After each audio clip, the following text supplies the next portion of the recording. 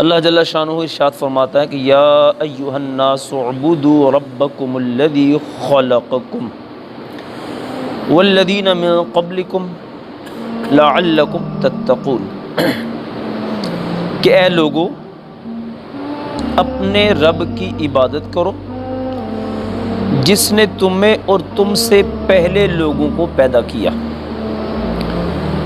اور اب اس کی آگے وجہ بیان کی جا رہی ہے کہ تاکہ تم پرہیزگار بن جاؤ۔ عبادت کا حکم دیا لوگوں کو، یہ نہیں کہا کہ مومنین صرف کریں، لیکن اگر کوئی غیر مسلم ہے تو وہ کیسے عبادت کرے؟ پھر اس کا جواب یہ ہے کہ جیسے ایک بندہ بے وضو ہے، عبادت کا حکم اس کو بھی ہے، لیکن کیا ہے کہ وضو کرے پھر عبادت کرے۔ اب غیر مسلم ہے، وہ اسلام لائے اور اللہ کی عبادت کرے۔ پھر یہ کہا کہ عبادت کے لیے خاص یہ کہا کہ جس نے تمہیں پیدا کیا ہے اور تم سے پہلے لوگوں کو پیدا کیا۔ تو یہ اصل میں کیا چیز ہوتی ہے کہ یہ ایک احسان ہے اللہ کا کہ تمہیں تخلیق کیا ہے، تمہیں پیدا کیا ہے۔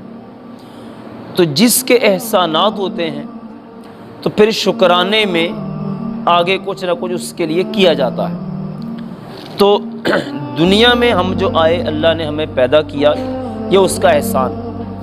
اب اس احسان کا شکریہ یہ ہے کہ اللہ کی عبادت کی جائے۔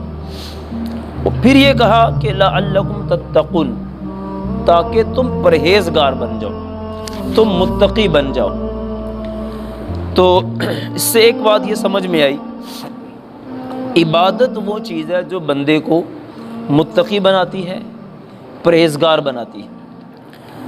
لیکن ہم بعض اوقات اپنے معاشرے میں دیکھتے ہیں کچھ لوگ عبادت تو کر رہے ہیں، یعنی نمازیں بھی پڑھ رہے ہیں، نفل بھی پڑھ رہے ہیں، قرآن بھی پڑھ رہے ہیں، لیکن اس کے باوجود نظر نہیں آتا کہ یہ متقی ہیں، پرہیزگار ہیں۔ ان کے چلنے سے، پھرنے سے، گفتگو سے یا دیگر کاموں سے وہ متقی نہیں ہے۔ تو پھر اس کی کیا وجہ ہے؟ حالانکہ اللہ تو کہہ رہا ہے، اور دوسری جگہ پر یہ بھی ارشاد ہوتا ہے کہ ان الصلاۃ تنہی عن الفحشاء والمنکر، کہ نماز تو بری چیزوں سے روکتی ہے بندے کو۔ پھر بھی بہت سارے لوگ نمازیں پڑھنے کے باوجود برے کاموں سے رک نہیں پاتے۔ اس کی پھر کیا وجہ ہے؟ تو اس کی وجہ جو بیان کی گئی وہ یہ ہے کہ جس طرح عبادت کرنی چاہیے وہ اس طرح نہیں کرتے۔ یعنی عبادت کے لیے طریقہ کیا ہے؟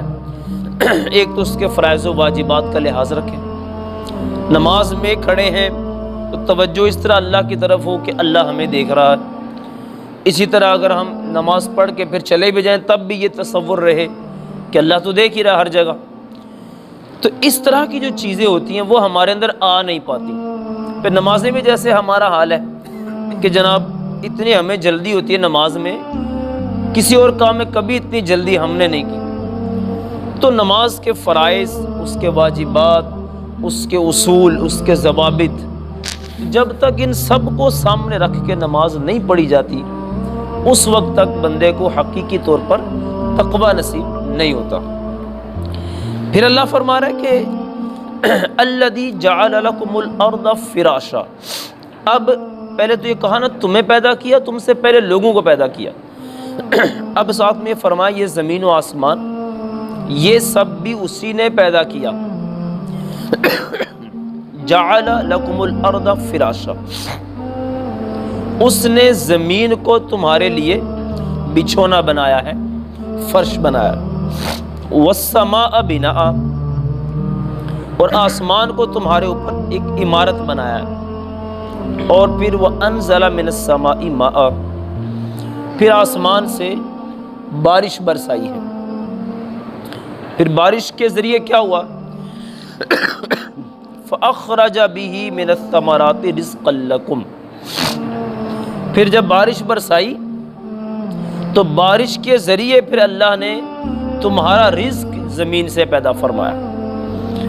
اور اب یہ سب نعمتیں گنوائی نا، پہلے یہ گنوائی تمہیں پیدا کیا، تم سے پہلوں کو پیدا کیا، زمین بنائی، آسمان بنایا، بارشیں برسائیں، جب اتنے اس کے احسان ہیں تمہارے اوپر، تو فلا تجعلوا للہ اندادا، تو اب اللہ کے لیے یعنی اس کے ساتھ کسی اور کو اس کا شریک نہ ٹھہراؤ، اس کا ہم مثل کسی کو نہ بناؤ، وانتم تعلمون، وہ بھی جان بوجھ کر، یعنی یہ جو سب کچھ اللہ کرتا ہے، ظاہری بات ہے یہ اور کوئی کر نہیں سکتا، تو جب اور کوئی کر نہیں سکتا تو پھر تم کیوں کسی اور کو اس کے برابر لے کر آتے ہو؟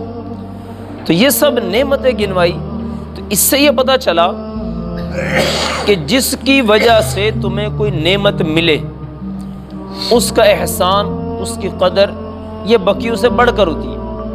اسی لیے قرآن پاک میں جگہ جگہ والدین کے بارے میں فرمایا گیا، ان سے احسان کرو، ان سے بلائی کرو، ان سے نیکی کرو، ان کے سامنے اف تک بھی نہ کہو۔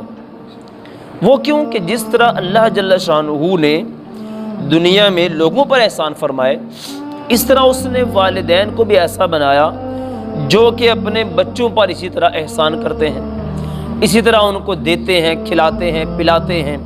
یعنی جب بچہ کچھ بھی نہیں کر سکتا تھا اس وقت بھی اس کو اس کے والدین نے کھلایا پلایا، جب چل نہیں سکتا تھا اس وقت بھی اس کو سہارے دیے، سارا کچھ کیا۔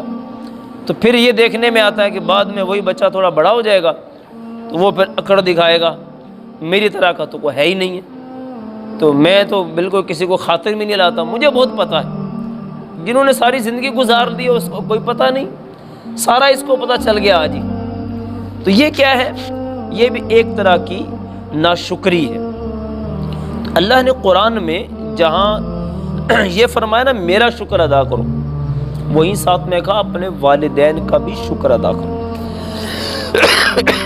تو عبادت خاص اللہ ہی کی ہے، اس کے علاوہ کسی کی کوئی عبادت نہیں۔ اگر کوئی کسی کی عبادت کرے گا تو کافر ہے، مشرک ہے، دائرہ اسلام سے خارج ہے۔